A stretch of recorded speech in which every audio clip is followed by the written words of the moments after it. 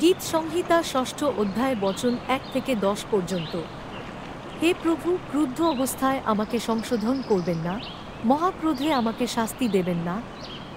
প্রভু, আমার প্রতি সদয় হন, আমি দুর্বল এবং অসুস্থ, আমায় সুস্থ করে দিন, কারণ আমার হাড়গুলো নড় করছে। প্রভু, আমার সারা দেহ টলমল করছে। প্রভু, সুস্থ হতে আমার আর কতদিন লাগবে? প্রভু, ফিরে আসুন এবং আবার আমাকে শক্তিশালী এবং সবল করে দিন। আপনার দয়াগুণে আমাকে পরিত্রাণ করুন।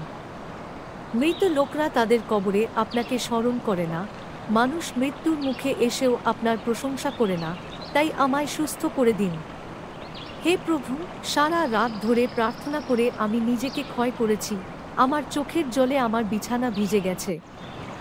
আমার শত্রুরা আমাকে যা দুঃখ দিয়েছে তার দরুন কেঁদে কেঁদে আমার চোখ দুর্বল হয়ে গেছে।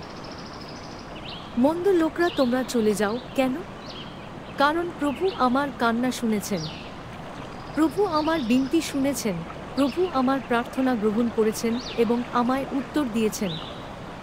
আমার সকল শত্রু হতাশ এবং নিরাশ হবে। হঠাৎ একটা কিছু ঘটবে এবং ওইসব শত্রুরা লজ্জায় চলে যাবে। গীত সংহিতা ষষ্ঠ অধ্যায় বচন ১ থেকে ১০ পর্যন্ত।